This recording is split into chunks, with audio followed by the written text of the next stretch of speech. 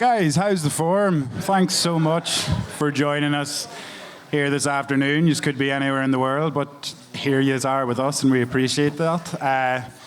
This is the left. Paul Galvin, a Kerry footballer, one of my favourite footballers of all time. He talks about two of his teammates, and one of the things he liked about them most, he said, was that they always gave it to you straight. And they would say, if things were bad, they would say, things are pretty bad right now, lads, but let's do something about it. And you could say maybe that's where the left is at the moment.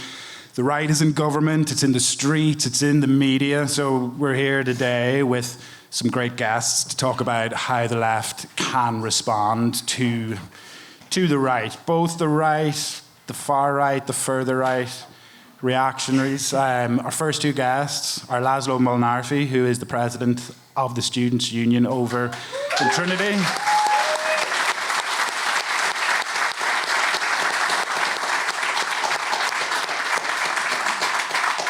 And we have left MEP Clare Daly.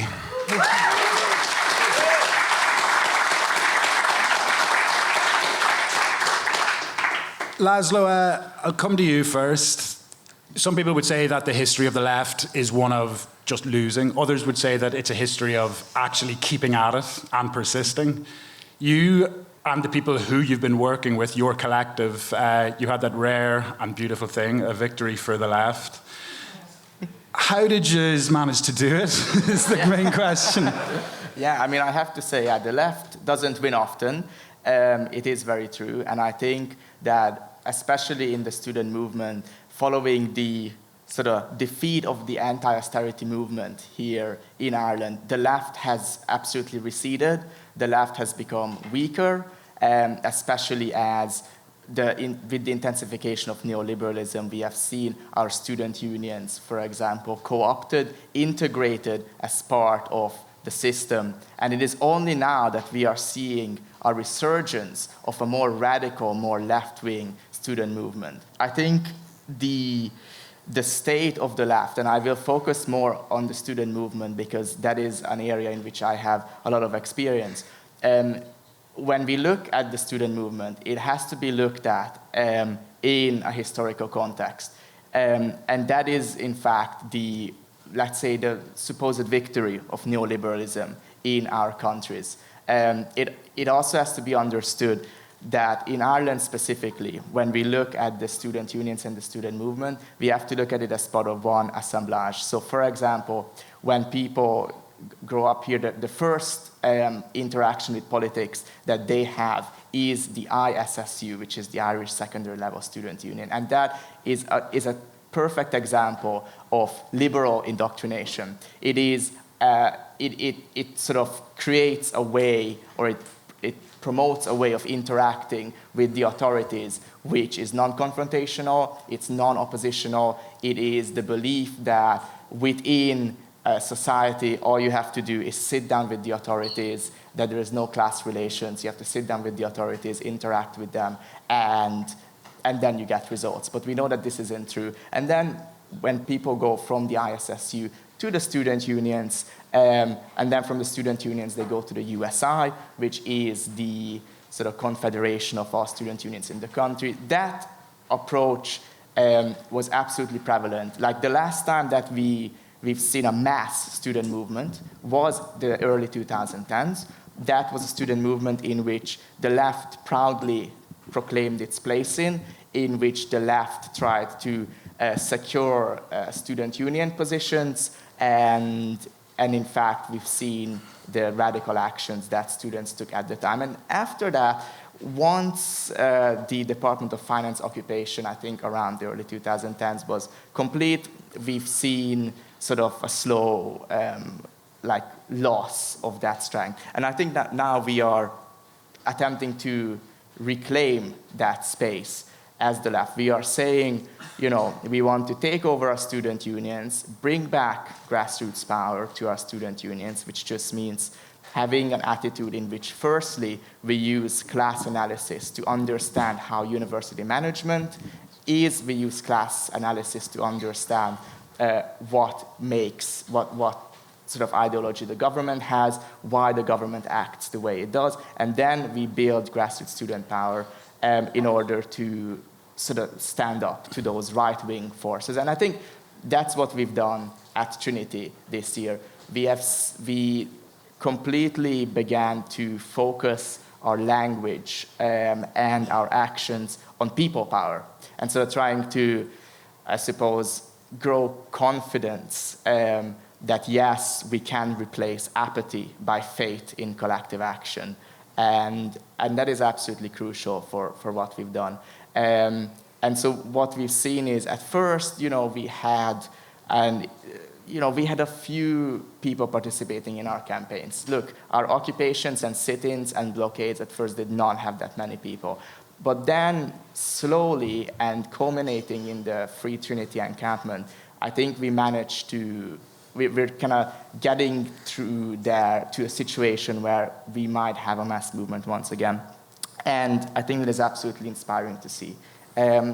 We also focused a lot on material conditions, always focusing on rents, on cost of living, and then of course tying that sort of to an anti-capitalist analysis. And inevitably, our solidarity with Palestine also arose out of that. And then students are beginning to have a growth in political consciousness and anti-imperialist, anti-capitalist consciousness. And I think it's very important that the left takes positions in student unions, but also in trade unions. A lot of the criticism applied to student unions can also be applied to trade unions as well. And I think, in essence, I think it is a victory. I think that victory will be inspiring other students across the country. I mean, it is unprecedented to get a university to cut or to commit to cutting all ties with Israeli institutions.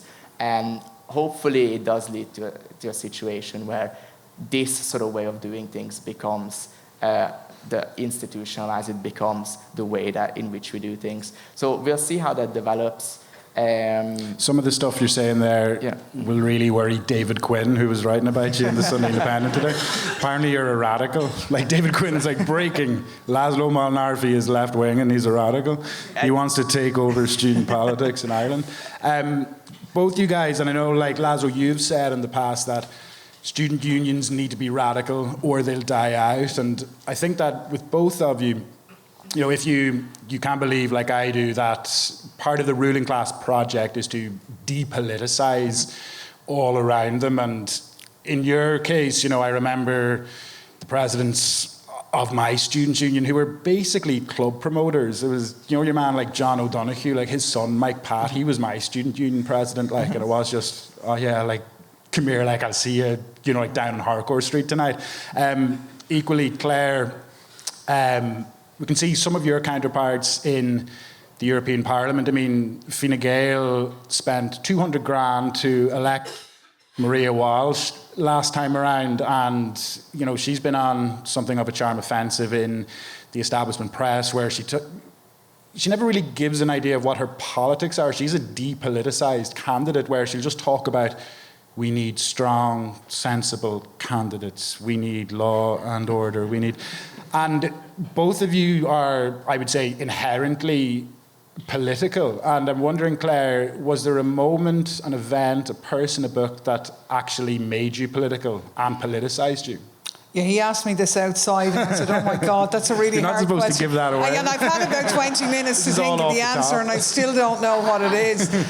Look, I can relate a lot to what László has said, because my political activism began in the student movement as well, and I think it's really important that we started in that, because historically students have always played a really important role in changing society. The old slogan goes, the tops of the trees move first, so that layer of sort of maybe which traditionally was more middle-class youth who had free time began to organise, and then, as we saw in Vietnam and that, others followed. So I suppose my political activism grew at a time listening to him when he was going on about 2010, and I'm going, oh my God, I was president of the Students' Union in 1988 and 89, so quite a bit away, but that was the time when we challenged the state over the abortion information, and students again took action which could have landed them in prison and so on, but the backdrop to that was the 1980s, and there were big campaigns against education cuts, against health cuts, and the people who tended to be in Students' Union were more of the left-wing activists. And it is the point of what László did in Trinity. It's that you've got to start with the bread and butter issues. And the left has in some ways abandoned that field a little bit and gone along with the sort of middle ground liberalism and stuff. We need to get back to those things, I think. So there wasn't really a moment, but it came out of all of that. It was the anti-apartheid struggle, the Birmingham Six, all of these things were going on as well. It was a very political time, and I do think but a time of economic crisis as well, so the similarities are probably there. And I think in terms of, in the same way as the anti-apartheid struggle was a beacon and an identity for young people growing up in my time, Gaza is that now on an even more deeper level, because I think it has woken people up that we're on the cusp of a new and much more violent world. Because it's not that there hasn't been any other genocides, of course there have been, but this is openly declared, bragged about and carried out in full public view, and people feel the world isn't capable of stopping it. And if they get away with it, then all of the norms that existed since World War II, which never really applied to the big boys, but at least it kept some check, are gone. And we are in a serious situation. So I think there's no going back on that. That's why it's so important, the activity. And I would hope that the activity of our students in Trinity, it's obviously sparking other colleges, and internationally it's a beacon to all the young people as well, but that it would spark our trade unions as well into a bit of action, you know. And I should say it's across Europe, because that vacuous sort of beautiful face and beautiful empty sloganeering is generally the content of the European Parliament, for sure. And that gulf exists all over Europe. The work that myself and Mick Wallace have done, and the identity that we've established globally as voices of reason and peace and Euro-critical from a left-wing point of view. You read the Irish Times and they say that's an embarrassment and a disgrace to Ireland, but actually it's universally popular all over Europe. I've been in every European city. We're invited constantly to address things because that gap exists everywhere in Europe, you know. Just actually on that, it's something that I talk about with friends and family, and I want to ask you, just honestly, no tripping, are you and Mick the most recognisable Irish politicians worldwide? Yeah. And why do you think that is? Because we're different. Because you're great. It's our hairs, I think, you know what I mean? It's the hairstyle. And what does it say about the world that, like... Well, yeah, it's sad. That you do it's have good these and bad. technocrats, basically, Yeah. who, you know, you have technocrats and you have people who are grown in a Fine Gael lab who want to get over to the European Parliament, and they get over there and, you know, they're nondescript bodies in that Parliament, whereas yourself and Mick, yeah. Why is that happen, and what does it say about the world? Yeah, well, I think the world actually views the European Union differently than the people in Europe view it. I remember when we were in the Dáil, we went over to Venezuela and we were engaged in work there. And at that time, it might have been an election observation or something. And we were kind of well known in Ireland, like really well known TDs. And we would have been felt that we had an influence in Ireland, like, you know. But no one cared that we were from Ireland. But actually they were really interested in people who are members of the European Parliament, even though the Parliament itself doesn't have power, it can't initiate legislation. But it's an incredible platform on the world stage, because Ursula, Frau Genocide herself, has... and is being courted and presented as somebody who is like Biden, like she's the head of the United States of Europe. But she isn't. That's not in the treaties. That's not her job. We're not that United States of Europe, but they're trying to present that. So people think the European Parliament is like a relevant parliament for Europe, which it isn't, globally. And then I suppose we've used that platform to challenge power, to be Euro-critical from the left, and it's been terrifying. Like, we went to the State Department, it's a long story, Washington State Department last year. It was on behalf of Guantanamo inmates, but 2 people on the plane and 1 person in the State Department came down to congratulate us on our work. We've gone to parts of Africa, South America, everywhere around Europe. It's terrifying. And I believe there was a report done on social media, yet another bit of fake news here, saying that our TikTok Taoiseach is the most popular on social media. I've twice as many followers as he has.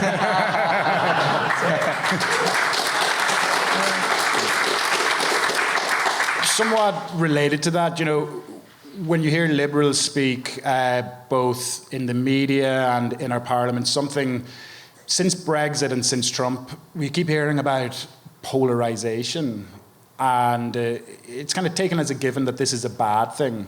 Do you think that that is the case? And should we be afraid of polarization, or? Yeah, I just want to come in and answer your question as well as add to Clare's point, because this ties in to the idea that the left has given in too much to liberalism, and it absolutely has. And respectability politics is with liberals is something that we have practiced for far too long. And I see this in the student movement. I see it when left-wing activists and when students who are left-wing are not willing to call out student unions that have become too co-opted into the university and into the government, and when they do photo ops with government ministers. We must stop being respectable. We must proudly proclaim that we are socialists, we are on the left, and that we do want to politicize society, we do want to be political, and polarization is a necessary part of that. We must be polarized. Like, otherwise, you will sort of descend to the lowest common denominator. You will simply adopt liberal practices, liberal language, and you won't achieve anything substantial to actually politically organize the left. And this has been something that in Trinity, actually, it has been widely debated within the student community, is our student union too radical? Is it too political? The idea that we represent everyone. Well, actually, if you want to organize the left, you can't represent everyone. That's the truth. And yes, it will become polarized. And we shouldn't simply give up the idea of politics for an imagined, magical, liberal unity amongst everyone. And that is why we need to oppose it when our student unions just organize events, or when our student unions just pose for photo ops with ministers. We must. Somebody posing with Simon Harris, was there last week or the week before? It always happens. Yeah. It always happens, and there's an ideological hinterland behind all of that, and that must be called out. But the idea that you, by posing for a photo with a minister, you do accept a liberal reality in which there are no power relations, in which all you have to do to get change done is not mass movements, but it is merely a coffee or a tea with a minister. And that is why we must bring it back to bread and butter issues, to material issues, and see how we can affect change. And that can only be with a mass movement. To go back to, I think, off the top of my head, I would say like one of the last big wins for the left was the anti-water charges movement, which you look at that movement and there was a very easily identifiable course of action that you could implore people on the left to go and carry out, that they could go and not pay their water bills, right? And you could go out onto the streets and do that. There hasn't really been a movement like that since. But something that struck me about your successful campaign against Trinity was that, the college itself, it was founded to consolidate the British class system in Ireland, to consolidate Protestant supremacism. So it's a colonial institution. You've got this Book of Kells there, which was given to it by Bishop Henry Jones, a man who was central to the execution of Oliver Plunkett. It was never his to actually give. And then you have this college it's profiting off the back of that book to the tune of about 17 million euro a year. And when I saw your protest first actually occur, I thought, wow, this is amazing, this kind of intersection of colonialism, of capitalism, of old school industrial action. And I just want to ask, was that part of when you and your peers came together? Was that a happy coincidence, or did you apply all of these issues to what became your protest? Yeah, we absolutely did. All throughout the year, we were organizing, but we were also at the same time attempting to have a sort of political education to the students and sort of reveal the inner workings of Trinity, reveal how a university becomes neoliberalized, how what it cares about is essentially profit. and to sort of try to explain that it's not really up to the individuals within university management to, let's say, stop a rent increase or divest from Israel, but that an institution operates according to the profit motive under capitalist societies. So the blockade of the Book of Chaos was very successful when we got the rent freeze, and obviously it was successful. It was a successful tactic when it came to getting Trinity to divest from Israel, and it was very much calculated that if we did the blockade, it's going to be disruptive. It's going to put a stop to the flow of capital. That it wouldn't just be yet another protest that management can ignore. We can't just play by the rules. We can't just, have a protest that doesn't really disrupt. That, unfortunately, doesn't work. And that feeds into an ideology in which you don't look at structures, you don't look at class relations, you don't look at the role of profit within universities or in society in a broader sense. So yeah, no, that was absolutely calculated and part of the plan. And then Claire, away from then, I suppose, action like that, I was at your event in Dublin, was it a week or two ago, and Yanis Varoufakis, he had a line about the European Parliament I liked where he said that he called it a pan-European theatre of the absurd, and that's what he wanted to, that's how he would approach it, basically. Would you agree with that? And what is actually achieved in the Parliament itself, and what can it be used for by the left? Well, I suppose the best thing you could say about it is it's an international stage in which you can articulate an alternative view. You can call out those in power to their faces, but you can point to a strategy that ordinary people need to organise for themselves. And I think what we see is it institutionally, a little bit like the way László described it for the students' movements here. I mean, when I got elected to the Dáil first, one of the first things we were invited to was a USI protest day. And it was in the Shelbourne Hotel, and they had glossy leaflets. And myself and Mick went along and said, this is outrageous. Where's the protest, guys? You know what I mean? You're not going to achieve anything without a protest. And it's a little bit like that corporatisation and lobbying. So an illusion has been put forward that you get change by going in with a glossy brochure or making a rational argument and that type of thing. So the Parliament itself covers up for I'm robbing back, going a bit to an earlier point, polarisation. So you see them in hysteria now. Oh my God, the far right is going to take over the European Parliament. And there's going to be massive gains for the far right in the European Parliament next time round. But why is that? It's because the centre right, which the EPP and the Liberal groups have basically adopted their clothes and have created the economic conditions which have betrayed rural communities, working class communities, and the left hasn't been in and organised enough in those communities to challenge. And why do you think that is? That the left has failed in that regard? Why? Yeah. I don't know. I mean, I don't know. Maybe they've been caught up in that corporatisation. We live in a world now where that mantra of being different is demonised. I think we saw it particularly around the war in Ukraine. Anybody who spoke up and who argued for peace was labelled as a Putin puppet, a Russian stooge, and people, frankly, people didn't want to be tarred with that brush. It's sometimes not easy to be different, and maybe they trundle along with that illusion. I think we have to accept that the European Parliament and Brussels is a bubble. It's becoming increasingly powerful and grabbing more power bubble, but a bubble it is so it's a little bit disconnected. So it is observed the Parliament can't initiate legislation. We can block it and we can change it. And obviously we've done, and myself and Mick have done more legislative files than anybody else. So it's not just that we're there as mouthpieces. We've done our legislative work on the committees, and there is some progressive legislation coming there, but too much the unions here and others said, oh, the European Union got us these workers' rights or these progressive social rights for women. No, it didn't. It had some progressive things, but it was the struggle of people in Ireland who won the abortion referendum and all of these things. And it was the abandonment of struggle and that being a bad idea. Maybe the left's seeing parliamentary successes as being sufficient and not wanting to alienate the middle ground by that, not being deep-rooted enough because you don't want to upset people.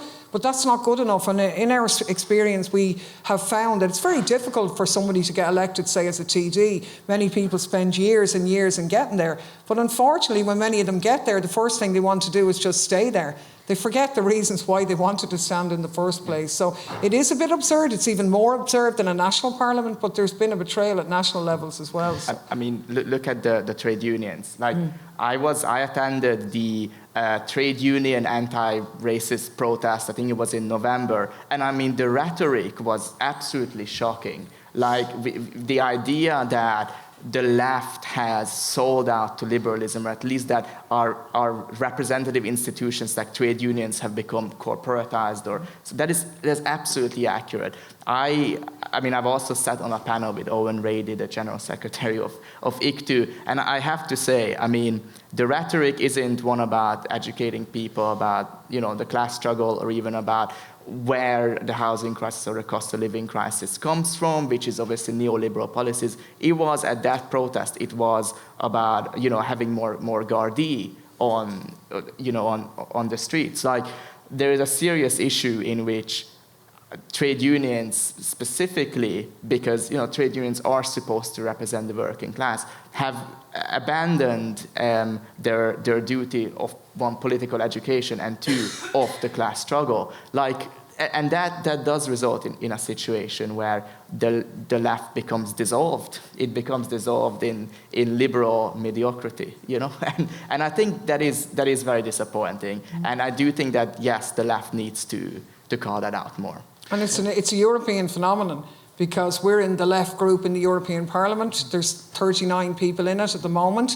And we would say about 10 of them are left, or what we would call left wing, and a lot of them have done exactly what László have described. They're with the middle ground. They're very progressive on social issues, but no different than, you know, half of Fine Gael. It's easy to sort of talk about those things and be popular, but when it gets to the more difficult issues, they don't get their hands dirty on that. And actually, on that, you know, being afraid about not upsetting liberals, I think in her Easter address, Mary Lou McDonald made some quite tame remarks about the EU. I think she said that Ireland had been too deferential to it, and she was met with this wave of criticism. She was called like Nigel Farage light and all this, and it kind of spoke to this thing of, to use Frau Genocide's mother tongue, it's verboten, that you can't talk shit about the EU, you know?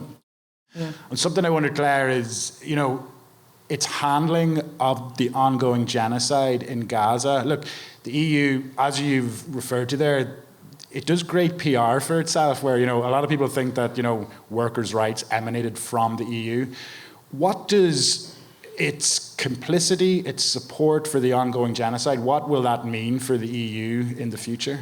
It's actually a watershed moment, because that sort of thing that happened to Mary Lou or whatever, there's a huge section in Irish society who are Europhiles. You know, they're overrepresented in the political classes, definitely in the media, and in sections of academia as well. And they think that anything European is automatically better than anything that comes from Ireland. And being Irish and being different is somehow shameful. So the idea that we would be neutral and different is a bad thing. And I think what happened around the war in Ukraine, they were always embarrassed that Irish people returned Euro-critical MEPs. They were devastated when the people of Ireland rejected Lisbon and Nice and all of that. Oh my God, the mortification. They had to go and explain to their European peers how infantile and silly the Irish public were. So they hated that strand. But actually, the people of Europe loved that. Like, there were Italians and Spanish and Greeks saying, go Ireland, you're the only ones who have a say in this.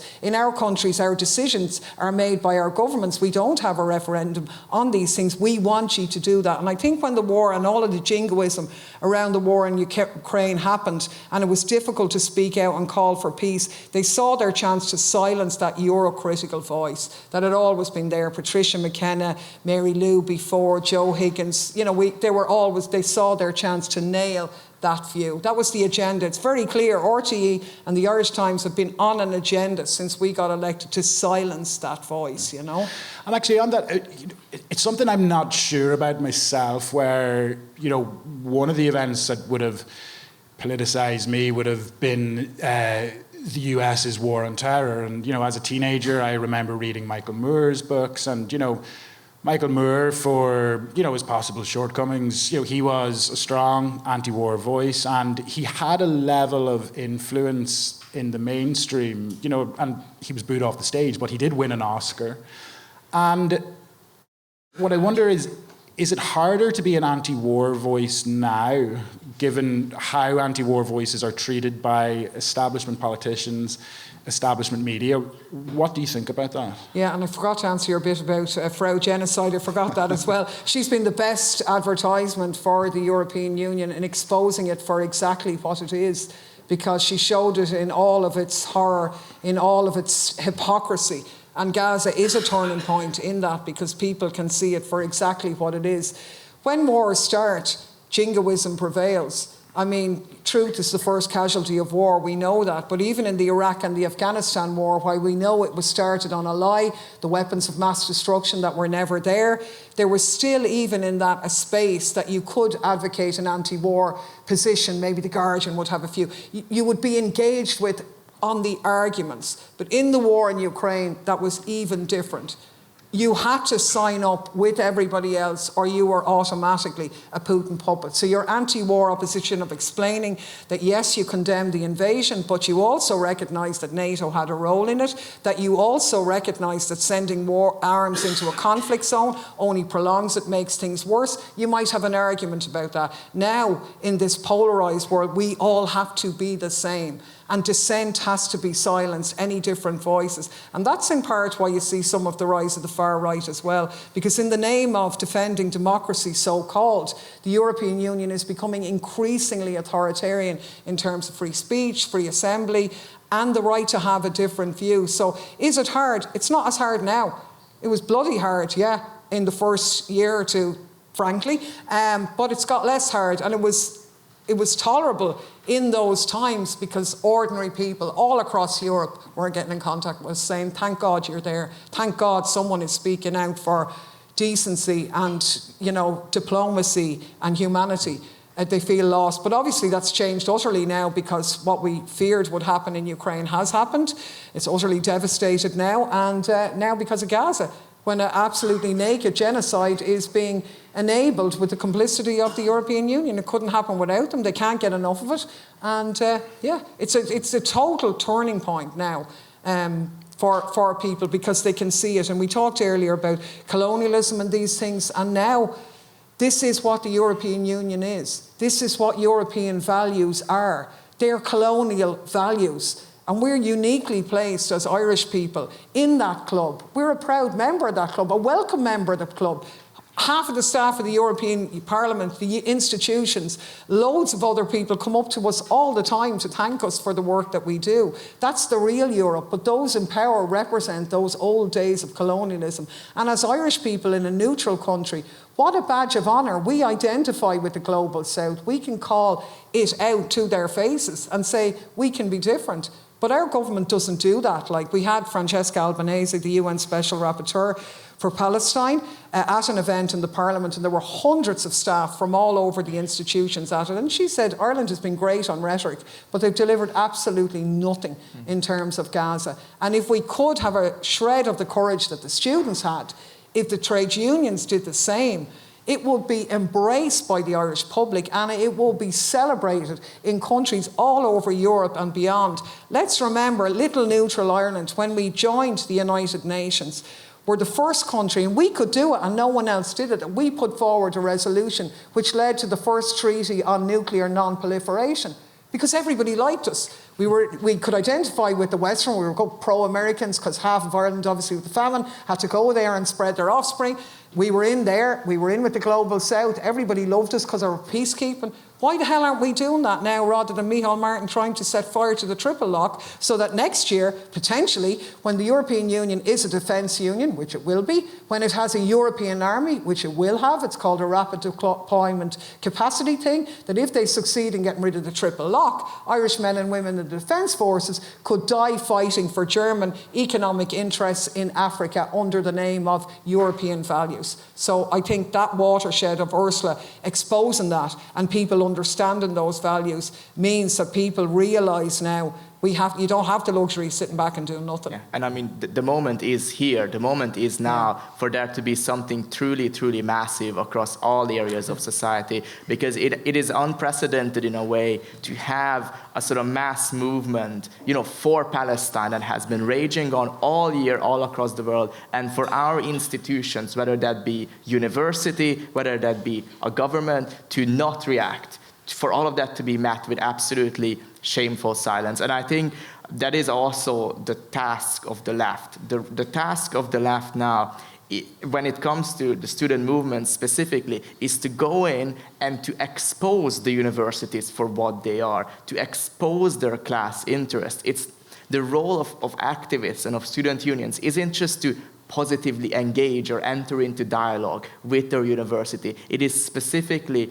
to make them drop their pretense of progressivism, reveal what lies beneath that. Because the truth is that the logic that is driving the Columbia administration in the US to call the police on its own students is the exact same logic that is driving university management in France, in Sciences Po, to call the police on its own students. It's the exact same logic that drove Trinity College Dublin to impose that 0.2 million euro fine on the students' union. It's the logic of capital. And while we have this moment, we need to seize it. We need to let everyone know, when it comes to campuses, this is what your university is doing, and this is part of a broader, capitalist structure. And so that's why, as you said, trade unions need to get on it. That's what I was going to. László made the point earlier that the unions need to follow the students' call, and that has been made. I know peace groups have written to the Irish Congress of Trade Unions and raised the prospect of SIPTU and FORSA members being complicit in the genocide in Israel by the transit of US troops and weaponry through Shannon Airport. And this is a time now where the unions could take action. It would be incredibly popular, and it would re-energise people in the unions to say, yeah, our unions can do something, and then steel them that protest and standing up to those in authority is exactly what gets results. It was a little bit like what happened when South Africa took the case to The Hague. They were nervous about it, the ANC administration. Things are not brilliant in South Africa, I'm not saying that, but they're 30 years out of apartheid. They did make the stance, and when they came home, it was like, the football team had recovered, it turned, it was universally popular, and they remembered where they came from, a history of struggle against apartheid for human, and re-energised that. The same thing has to be done in the union movement here, and I think László's right, now is the time. If we don't do it now, we're absolutely fucked, frankly. Contradictions are sharpest during times of crisis. Just to wrap up, László, and not to be crass about it, would you say that this is a time of actual opportunity then? Yes, it absolutely is. I mean, we've seen, when I first came here to Ireland, that was in 2020. Speaking from my experience, what I saw in the university was the absolute domination of liberal ideology everywhere. There was no organizing. There was no movement. Nobody could have predicted that by now, 4 years later, we would have something like the Free Trinity encampment. The shift in consciousness is palpable, it's tangible, it's there. There is a movement, and I think that it is something that hopefully will spread like a wildfire across the country. But absolutely, I mean, everyone needs to get on board. It can't be just the students. We need to do more. It can't be just the students. This is a broader movement. And the left needs to go out there, needs to put itself forward, needs to call out the trade union bureaucrats or the student union bureaucrats, and then we could have something truly, truly massive here in Ireland in terms of anti-capitalist politics. And across Europe. That same gulf arises everywhere. I've been at meetings to hundreds, probably thousands of people all over Europe, and that gulf of feeling powerless and unrepresented by a much smaller minority than ever before exists everywhere. That's why beacons of successful struggle, we've seen it catch like wildfire from the States across the universities. Replicating that at a level of ordinary people is entirely possible. I mean, I'm in the darkness, and these are very dark days, but the first, I suppose, step in changing the system is people realising that it's broken and there's something wrong, and people in their millions and in their billions have realised that, and the world has become a much smaller place. Something that happens in Trinity can be a beacon in Africa. So we all should take great heart from that, that ordinary people the world over are dominated by a small group of people creaming it off the rest of it. It's just up to us to get our act together, and that's what people are looking for. So it's not all bad. Not all bad. We'll take that. László, Clare, thanks you so much for joining us. Next up, we're going to have Paulie Doyle, who's going to introduce his talk after me. Thank you.